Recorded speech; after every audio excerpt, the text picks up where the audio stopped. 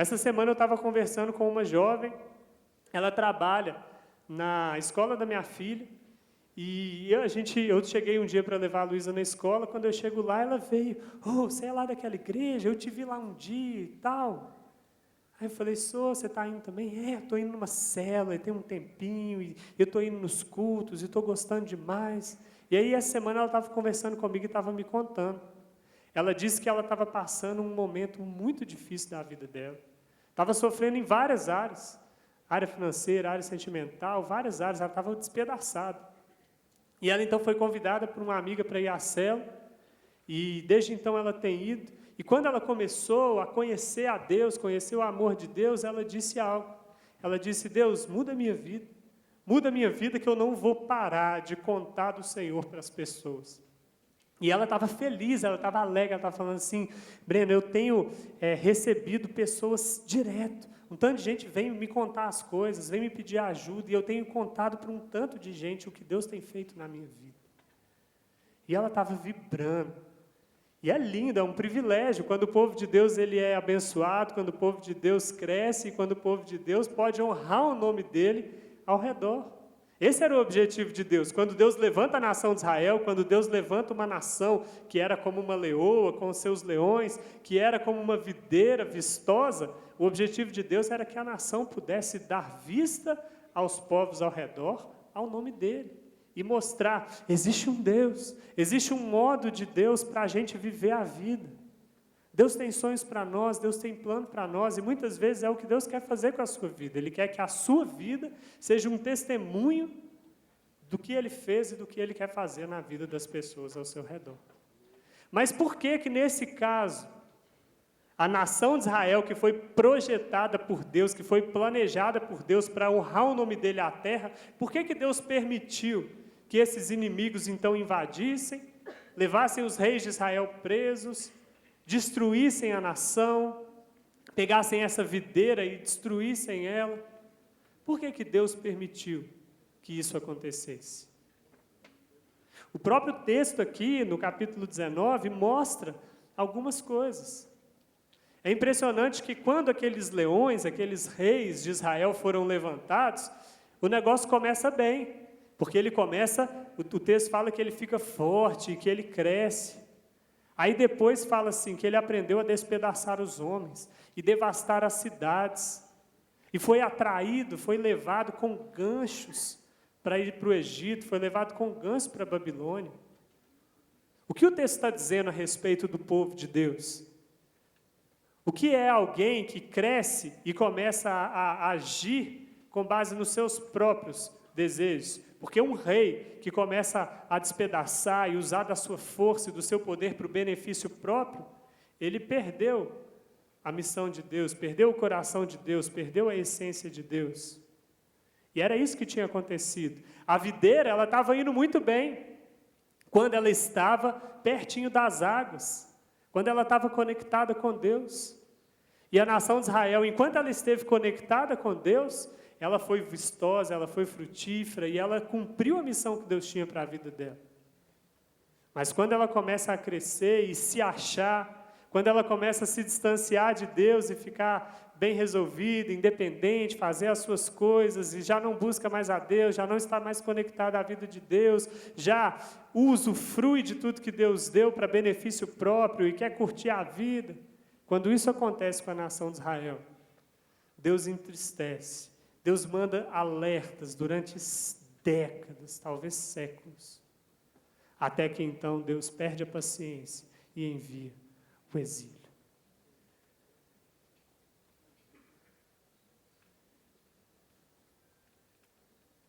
O Egito e a Babilônia, que aparecem aqui, nesses ganchos que levam os leões presos. O que é o Egito? O que é a Babilônia? Qual é o simbolismo do Egito e a Babilônia? O simbolismo do Egito é o amor ao mundo na época da conversão. É aquele novo convertido que está saindo do mundo, ou é aquele que começa a andar com Deus, mas não consegue deixar o amor pelo mundo? Isso é o Egito. O que é a Babilônia? A Babilônia é a atração do povo de Deus que estava firmado na terra prometida pelos reinos pelos povos ao redor, pelo mundanismo, pela cultura secular ao redor. O que Deus está dizendo? Que o povo dele, os líderes do povo, aqui nós podemos pegar e montar um estudo, uma pregação, só sobre os líderes da nação que fazem o povo cair. Mas o fato é que a nação de Israel começou a se atrair pelo mundo e se desconectou de Deus. E por isso, os inimigos a derrotaram. Então, no capítulo 19, Deus já dá várias pistas do incômodo dele, da soberba, da independência, do mundanismo que assolou a nação de Israel. Mas quando nós entramos no capítulo 20, aí Deus fala de uma maneira muito clara. E Ele dá nome aos pecados, dá nome às ofensas, e Ele fala, o que vocês estão fazendo que está me ofendendo? Quais são as áreas que eu quero que vocês mudem? E quando nós olhamos, o capítulo 20, que traz uma linguagem muito clara, já que a linguagem do capítulo 19 ela é mais figurada, ela é mais uma ilustração, no capítulo 20 começa de uma maneira muito interessante. Abre aí, vamos ler o inicinho do capítulo 20. No décimo dia do 5º mês do 7º ano do exílio, alguns dos líderes de Israel vieram consultar o Senhor e se sentaram diante de mim.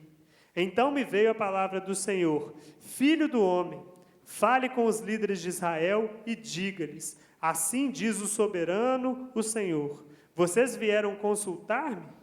Juro pela minha vida que não deixarei que vocês me consultem. Palavra do soberano, Senhor. Aqui era o próprio povo de Deus que tinha vindo para falar com ele. Olha que coisa mais linda, que coisa mais legítima. O povo veio falar com Deus e ele disse, não vou falar com eles, não respondo, fico calado, juro pela minha vida que eu não digo uma palavra para esse povo. Será que você está se sentindo dessa maneira? Será que você tem buscado a Deus e Ele não tem falado nada com você?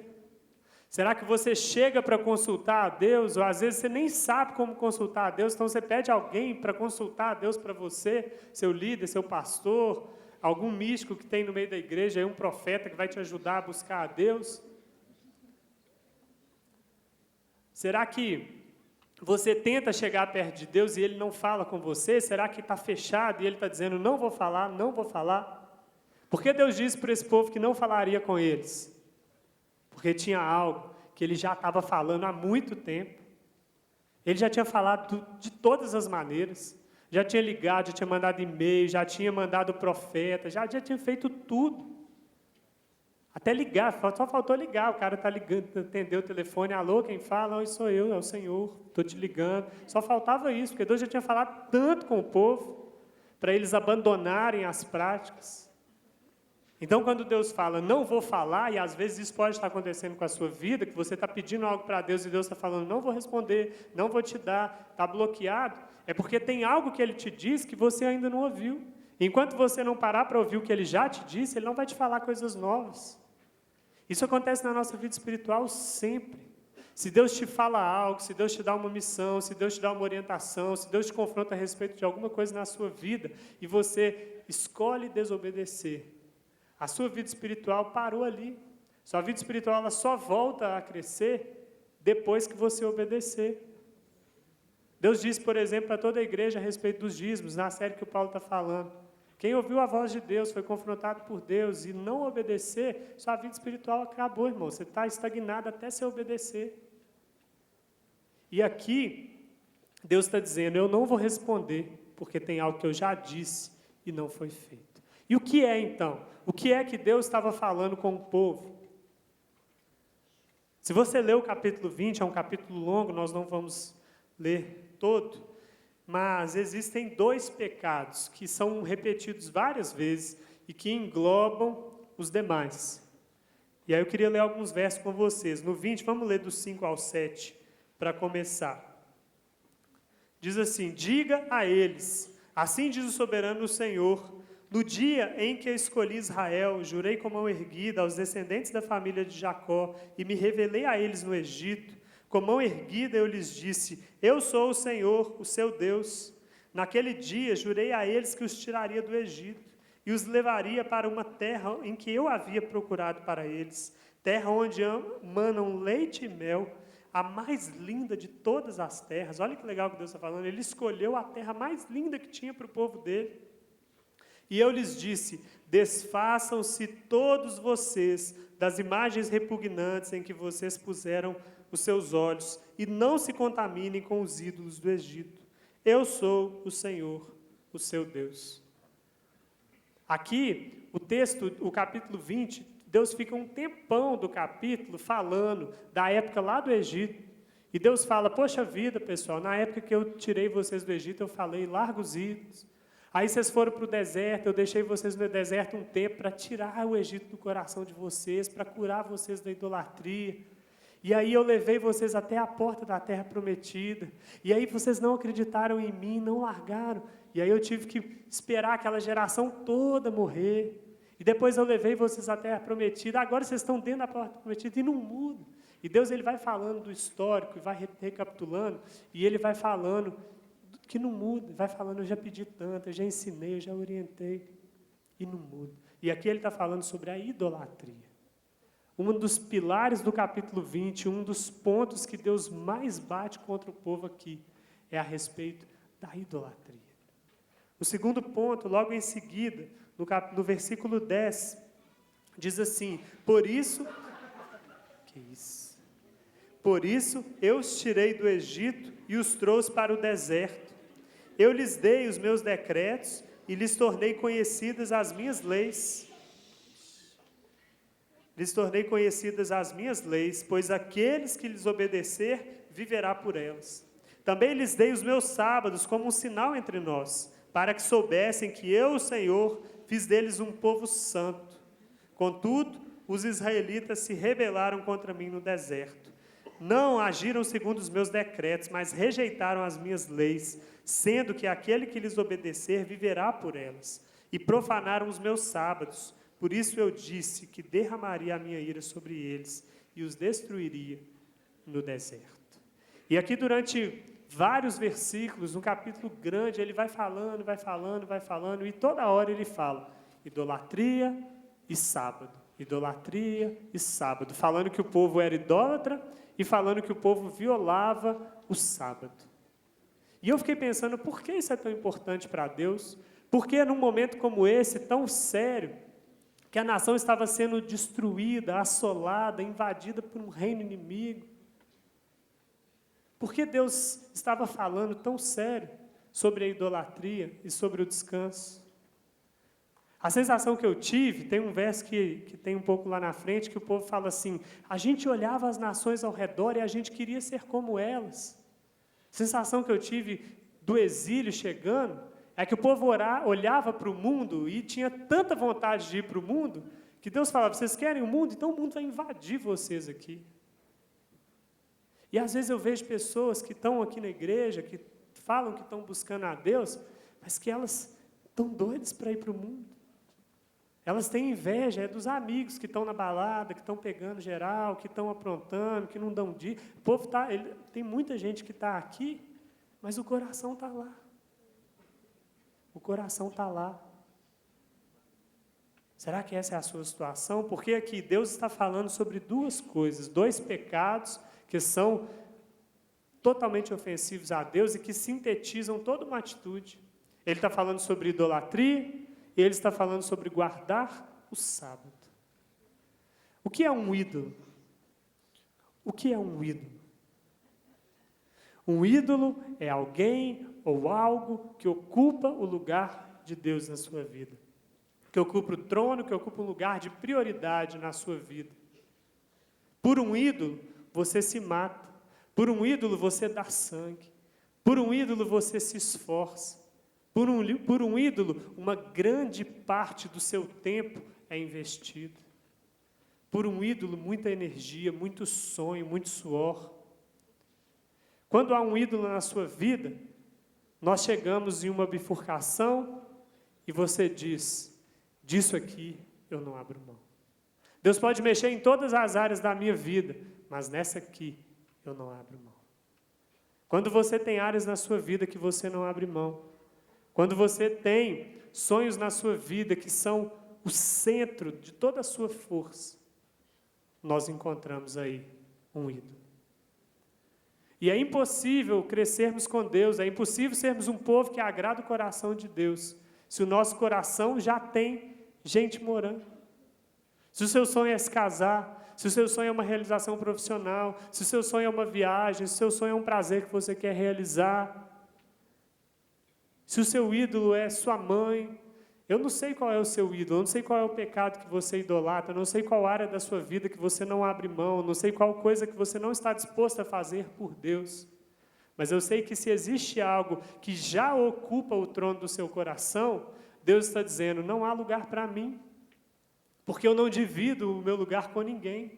Ou é tudo, ou é nada. E há muitas pessoas que têm tentado viver mais ou menos com Deus. Hein, meu amor?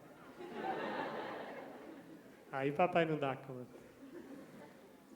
Mas tem muitas pessoas assim, tentando equilibrar, tentando administrar o relacionamento com Deus, tentando administrar a vida com Deus. Quero te dizer, Deus não vai dividir a vida, o lugar dele na sua vida com ninguém.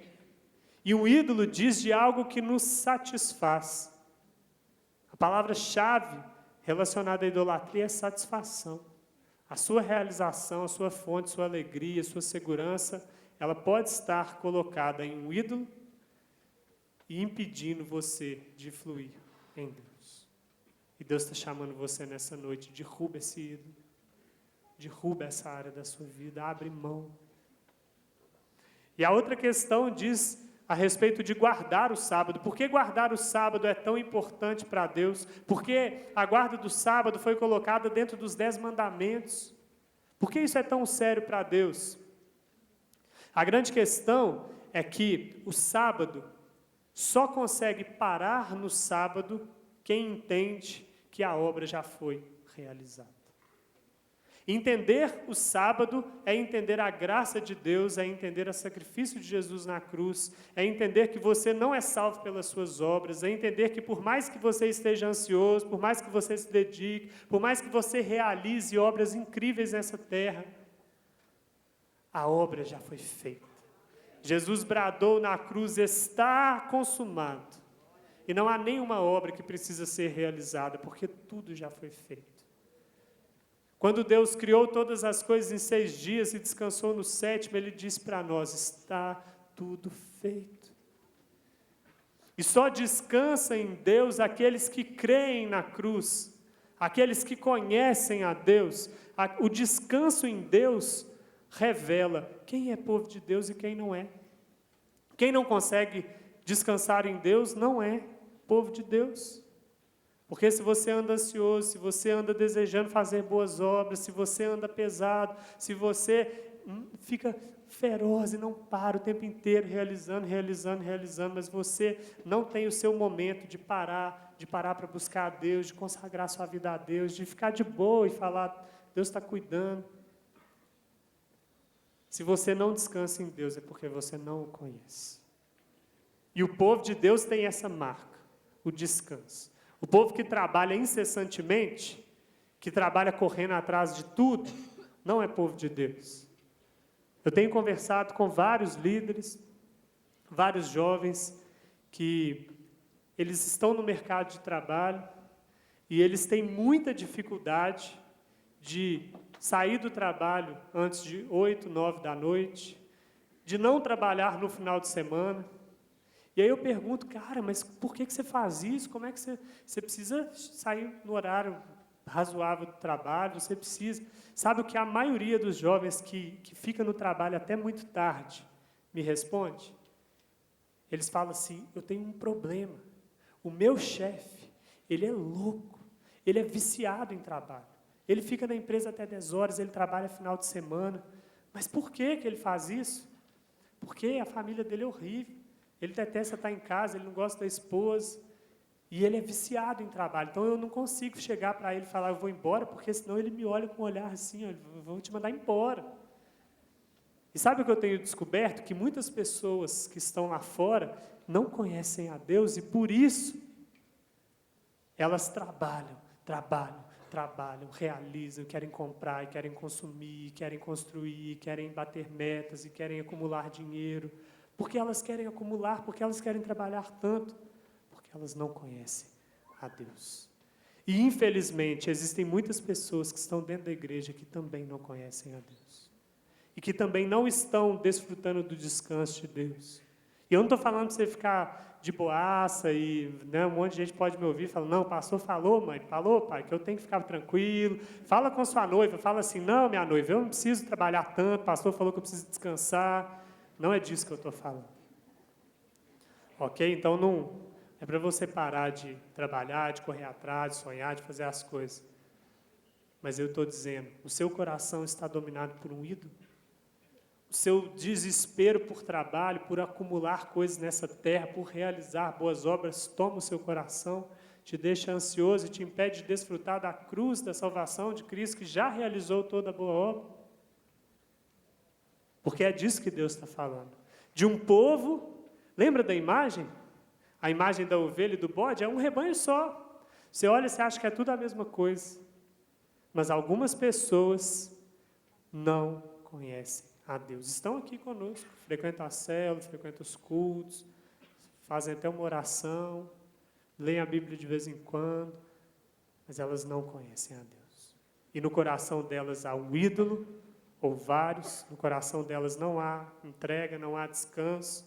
Sabe aquele negócio de você ir no velório de uma pessoa que é muito crente, e que você chega lá, o ambiente é leve, e está todo mundo tranquilo, e na hora daquele momento da cerimônia, tem um louvor, e canta, e é tranquilo. Porque uma pessoa que conhece a Deus de verdade, ela descansa nele. Ela não tem medo da morte, ela não tem medo do futuro, ela não tem medo do desemprego, ela não tem medo da doença, porque ela descansa em Deus. Como está o seu coração a respeito dessas duas provas? Quais são os ídolos que Deus está te chamando a derrubar nessa noite? Qual é a ansiedade, o medo, o controle que Deus está te desafiando a abrir mão nesta noite? Eu quero voltar na ilustração do capítulo 19 e eu quero mostrar para você como que a imagem, como que a ilustração que Deus usa é tão linda. O simbolismo que há nos textos bíblicos, ele é poderoso demais. Eu tenho lido a palavra e desde que eu entrei no circuito 4x4 desse ano, eu tenho pedido a Deus, Senhor, mostra para mim quando Jesus estiver escondido no texto, quando o texto apontar para Jesus e a gente passa despercebido, me mostra. E eu tenho certeza que as percepções e a revelação que Deus tem me dado a respeito de Cristo escondido no texto é só um pouquinho do que tem muito mais. Mas esse texto que a gente leu, capítulo 19, tem um tanto de coisa legal sobre Jesus. E a primeira delas é quando ele fala sobre os leões. Porque quando Deus levanta o povo dele, o objetivo de Deus, como eu disse, é que o povo dele seja um testemunho de quem ele é. A ideia é que o povo dele reflita a imagem dele para as nações ao redor, para as pessoas ao redor. Esse é o plano de Deus para nós como povo dele. Que nós reflitamos a imagem dele para o mundo. E aqui mostra a leoa, a nação de Israel, levantando 2 leões que não refletiam a imagem de Deus. Mas é legal que Deus sabe que nós somos imperfeitos e incapazes de transmitir a imagem dele. Mas ele já havia preparado, ele já havia prometido. Aqui nós estamos falando da tribo de Judá. E ele já havia prometido. Não está passando. Aí perdi o efeito especial, tá vendo? Assim, aí. Deus já havia prometido o leão da tribo de Judá. O leão da tribo de Judá é Cristo. É o leão perfeito que reflete a glória de Deus, que já havia sido prometido. E se ali na nação de Israel Deus não encontrou a imagem dele, não encontrou um povo que refletia a glória dele, após o exílio, o próximo acontecimento era a encarnação desse leão. do leão da tribo de Judá. Nós vemos no capítulo 19 a primeira ilustração dos leões e o segundo sobre a videira. Nós vemos mais uma vez que a videira não refletia a glória de Deus, não expressava quem Deus era, mas estava para nascer. Aquele que em João capítulo 15 disse: eu sou a videira verdadeira. E aquela videira que foi desarraigada, que secou, que murchou, ela apenas era um reflexo, ela apenas era um apontamento, uma profecia, uma visão profética da videira verdadeira, que é o próprio Cristo. É muito legal que no meio do texto nós lemos uma palavra que aparece, que é a palavra Shebé, né, que é a palavra cetro, é a palavra vara, que nós vamos ler o verso daqui a pouco. E essa palavra vara, ela aparece no Ezequiel capítulo 19, ela aparece em Ezequiel capítulo 20, no verso que nós vamos ler, e ela fala sobre o ramo da videira. Se você ler em Ezequiel capítulo 15, é muito legal que fala assim: a madeira do ramo da videira não serve para nada.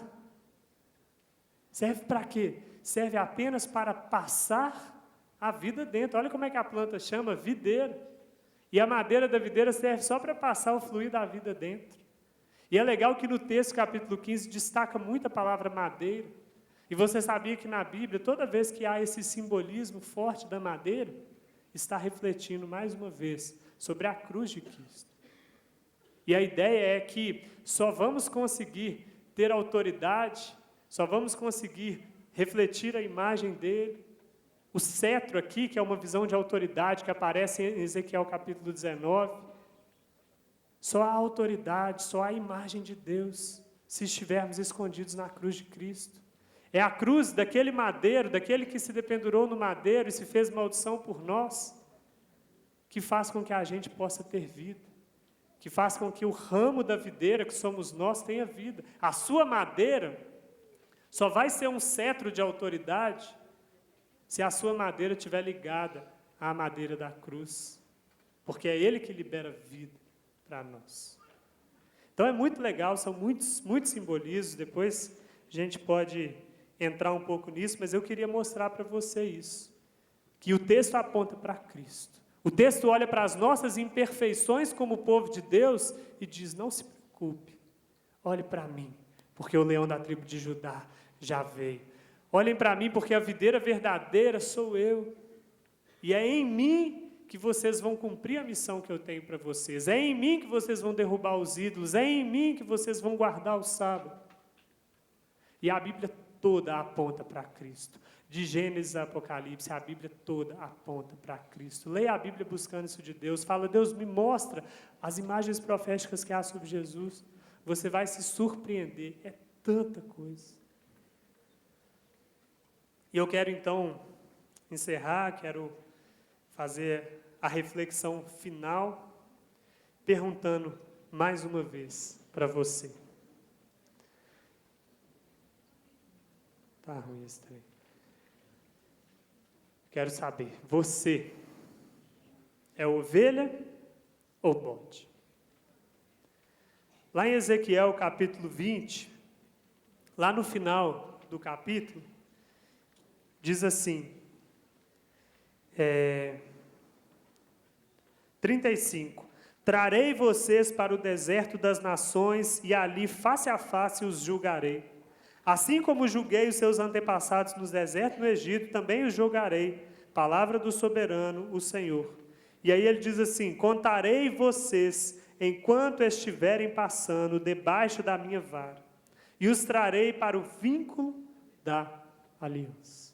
E se você for buscar nas concordâncias bíblicas, você vai ver que esse texto de Ezequiel 20, 37, ele está ligado ao texto de Mateus 25, que nós lemos no início. Aqui Deus está falando: eu vou passar debaixo da minha vara e vou ver quem é ovelha e quem é bode. Aqui ele está dizendo: todas essas tribulações que vocês estão passando no Egito, na Babilônia, no exílio, a recusa de Deus em responder o que vocês estão pedindo, a dureza de Deus, a correção de Deus, o fogo de Deus. O fogo, ele é a purificação de Deus. Então, tudo isso que o povo estava passando é porque, ao final, Deus ia avaliar e descobrir quem era ovelha e quem era bode. Quem ia passar debaixo da vara dele ia ser contado, ia entrar na festa. É muito legal. Olha o que é a vara, né? A palavra que eu disse para vocês, Shebé, que aparece várias vezes na Bíblia. Diz assim, a vara era um ramo de árvore, ou tronco fino de um arbusto, sendo moldado para uso individual e reto. Ele é reto com uma extremidade mais grossa ou com aquele gancho de pastor que a gente vê na ponta. As palavras hebraicas mais usadas são difíceis de distinguir uma da outra, pois suas raízes são praticamente iguais. A palavra Shebé, a princípio, significava uma muleta, depois um cajado de pastor e, finalmente, um cetro. A palavra vara, sem importar qual o original hebraico ou grego, era usada simbolicamente para indicar orientação e cuidado divinos. A vara era usada também para contagem de ovelhas e, simbolicamente, na enumeração dos eleitos de Deus. É muito legal que a vara ela era usada para a segurança do rebanho. Então, a vara Deus usa para proteger o rebanho dos inimigos que vêm. Ele usa ela como instrumento para corrigir as ovelhas rebeldes. Às vezes ele jogava a vara na ovelha que estava fugindo para ela parar de fugir. Às vezes corrigia a ovelha, servia para disciplina.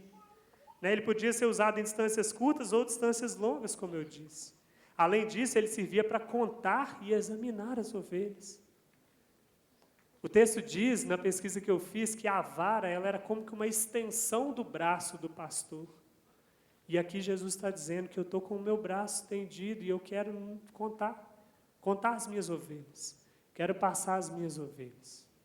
E é isso que Deus está dizendo para nós. Ele está nos corrigindo da nossa idolatria, Ele está nos provando com o fogo dEle, Ele está nos corrigindo da nossa ansiedade, da nossa dificuldade de descansar nele. E ao final, os aprovados, nós vamos descobrir quem é ovelha e quem é bode. Não é que nós vamos fazer essas coisas e ao final nós seremos aprovados. Na verdade, o teste que Deus põe na nossa vida é só para descobrir o que está lá dentro.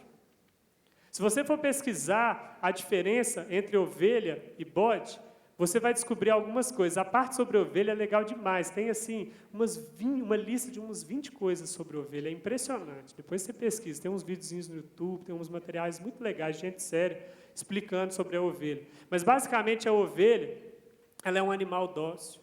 Ela é um animal que anda junto com o rebanho. Ela é um animal, sabia que a ovelha ela é considerada o último animal da cadeia alimentar? O último, sabe por quê? Porque ela é o único animal que existe no mundo que não tem nenhum tipo de defesa.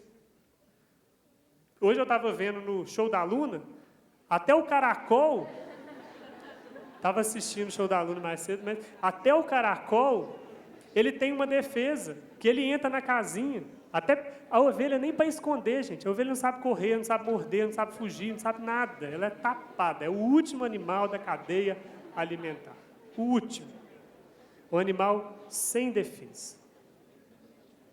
Olha que interessante isso. Você acha que Jesus escolheu essa ilustração dos bodes e das ovelhas à toa? Você acha que ele não sabia do simbolismo que havia por trás? Você acha que a sociedade que ele vivia não era uma sociedade rural que entendia dessas coisas? A ovelha é um animal dependente do pastor. Sabia que a ovelha é meio cega, meio míope? Ela não enxerga direito. A ovelha, ela só sabe comer um tipo de coisa. Ela só sabe comer capim verde e fresco, coisa boa, e ela só sabe beber água limpa. Só que ela é cega, ela não consegue achar o capim e a água. Então ela é totalmente dependente do pastor. Então a ovelha, ela é um animal dócil, submisso, que aceita bem o grupo. Você sabia que a ovelha, se você colocar os coxos assim e designar qual que é o coxo de cada uma, ela só come no coxo dela? O coxo dela pode estar vazio e o do lado ter comida que ela não come no do lado, ela fica parada esperando pôr no dela. A ovelha, ela é um animal tratável. É um animal que quando você vai sacrificar ela, ela para, ela ajoelha e deixa você sacrificar. Ela deixa. A ovelha é um animal único. É impressionante como que ela é específica. E o povo de Deus, ele deve ter essas características. Sabe como o bode é? O bode é um animal arisco. O bode é um animal que ele não aceita andar em grupo. O bode é um animal que ele dá cabeçada em tudo, em todo mundo, inclusive no dono dele, que cuida dele, que dá a comida dele, ele dá cabeçada no dono e bate no dono.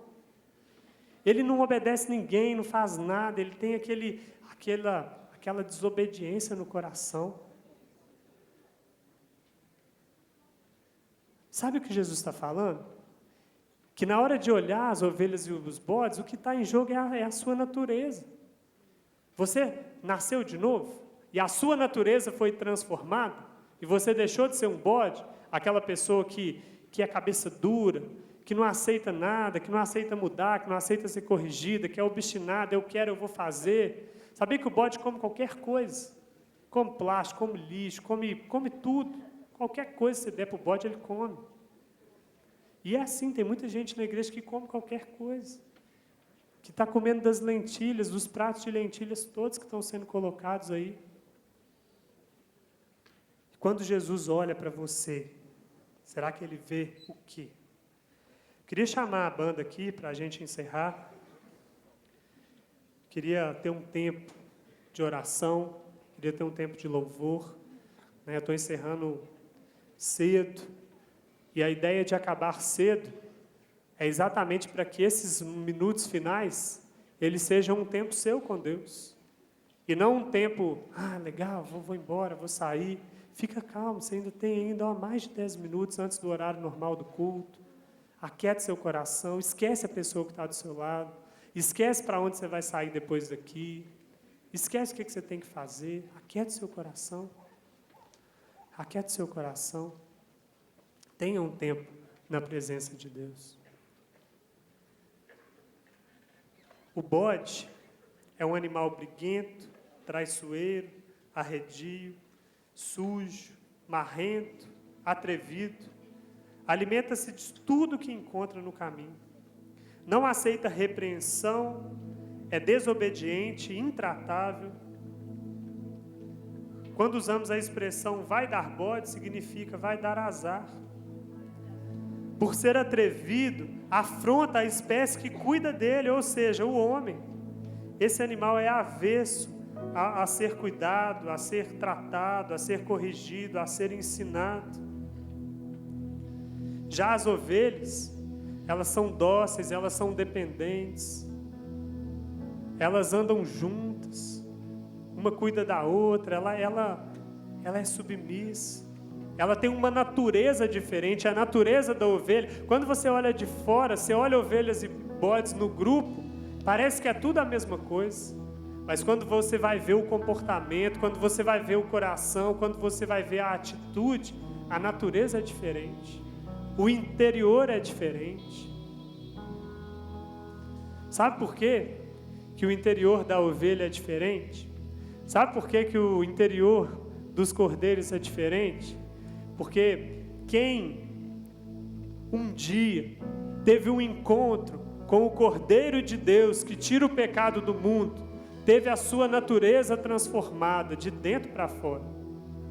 Quem um dia conheceu a ovelha que deu a nossa vida naquele matadouro e assumiu o nosso lugar, foi obediente até a morte de cruz, foi submisso, deu tudo o que tinha.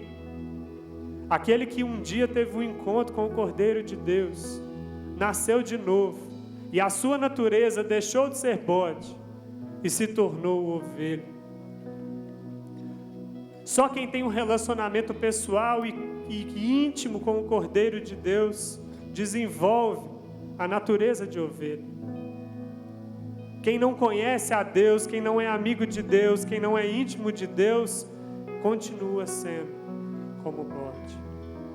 Uma das características das ovelhas, e Jesus, ele fala, eu vou separar as ovelhas dos bodes. Ele fala em João capítulo 10, Jesus fala assim, as minhas ovelhas conhecem a minha voz. Você sabe por que a ovelha conhece a voz do pastor? Porque ela é tão indefesa, que quando entra um carrapato, um bicho na pele dela, o pastor tem que pegar ela no colo, e com as próprias mãos tirar aquele animal. Quando ela está ferida, o pastor tem que pegar e curar. Quando ela se perde, ela é tapada, ela não sabe voltar para casa, o pastor tem que ir lá, pegar ela no colo e trazer de volta. A ovelha, como eu disse, ela é míope, ela não sabe encontrar água e comida, e é o pastor que conduz a ovelha aos pastos verdejantes, a água viva, a água fresca. Sabe por que a ovelha conhece a voz do pastor? Porque ela já viveu tantas experiências com ele, ela é tão íntima dele, que quando ela ouve a voz do pastor, ela já vai direto. Ela já vai direto. Existe uma história que fala sobre 3 pastores, que eles foram num local onde havia água, e eles estavam ali dando de beber para as ovelhas deles. E eles sentaram e ficaram conversando tranquilamente, e as ovelhas todas ali bebendo da água, aquele tanto de ovelha, tudo igual, tudo misturado. E tinha um viajante passando por ali, observando aquela cena. E o viajante ficou ansioso, ele falou assim: meu Deus, como que esses caras vão saber quem que é a ovelha de quem? Como que esses caras vão separar o rebanho? Vai dar briga, na hora que eles forem embora vai dar briga. Eu vou sentar aqui e vou ficar vendo o que vai acontecer. E ao final, depois que elas acabaram de beber as águas, depois que aqueles 3 pastores pararam de conversar, cada um levantou, seguiu o seu caminho e disse: vamos lá, pessoal. E simplesmente o rebanho, cada ovelha seguiu o seu pastor. Quando Jesus diz em Mateus 25, eu virei e vou separar as ovelhas dos bodes, ele não vai fazer uma coisa tipo muito sinistra e falar: seus bodes, sai daqui. Não, o bode ele é tão arredio, ele é tão indomável, ele é tão voltado para ele mesmo, ele é tão individualista, que Jesus vai simplesmente chamar: minhas ovelhas, vem cá. Ele vai embora, as ovelhas dele vão seguir, e os bodes nem vão reparar. Na hora que o bode olhar, ó, cadê? Porque a ovelha conhece a voz do pastor. Você conhece a voz de Jesus? Você teve um encontro com o Cordeiro de Deus, e a sua natureza foi transformada, e você hoje é uma ovelha? Você é íntimo dele? Você reconhece quando ele fala com você? Você é tratável e moldável nas coisas que ele diz para a sua vida? Eu queria que você orasse. Eu queria que você orasse. Eu queria que você clamasse a Deus nessa hora. Essa palavra não é uma palavra de juízo, uma palavra de peso sobre a sua vida. Mas a profecia vem para trazer arrependimento, para trazer mudança, para trazer novo nascimento. E nessa noite, se você se reconhece mais como um bode do que como ovelha, eu quero te dizer que o Cordeiro de Deus está nesse lugar. Quero te dizer que Ele quer ter um encontro com você, Ele quer falar com você, Ele quer mudar a sua natureza de dentro para fora. Diga isso para Ele, abra-se para Deus, diga para Deus: Senhor, Senhor, muda a minha vida. Não quero mais ser esse bode cabeça dura, não quero mais ser dominado pelos meus instintos, não quero mais ser dominado pela minha natureza pecaminosa, não quero mais ser dominado por mim mesmo. Se nessa noite Deus falou com você a respeito de um ídolo, a respeito da falta de descanso, e Deus te confrontou a respeito de algo, arrependa-se. Consagre-se a Deus nessa noite. Decida mudar de vida. Diga isso para Ele.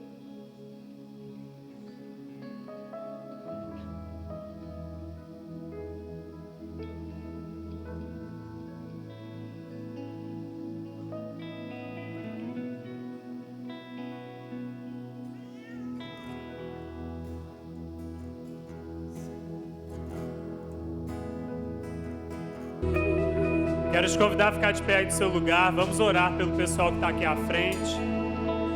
Você que está aqui à frente pode continuar do jeito aí que você está mesmo. Pode continuar ajoelhado, sentado, como você quiser. Quero pedir a todos para estenderem as mãos em um sinal de cobertura espiritual, de intercessão por eles. e em sinal também de rendição, você diante de Deus, nessa oração de mãos erguidas, nós vamos orar por eles e vamos orar por todos nós, nos rendendo. Então, enquanto você estiver de mãos erguidas, transfira unção, transfira bênção, mas também se renda a Deus, renda o seu coração, faça a sua entrega pessoal, mate o seu ídolo nessa noite, renda-se a Deus nessa noite. Pai, nessa noite nós ouvimos a voz do Senhor, nós ouvimos a palavra profética do Senhor, que quer trazer uma correção nos rumos da nossa vida. Nessa noite nós derrubamos e desfazemos de todos os ídolos na nossa vida. Nós nos arrependemos dos nossos pecados, Deus, e pedimos perdão ao Senhor, Deus.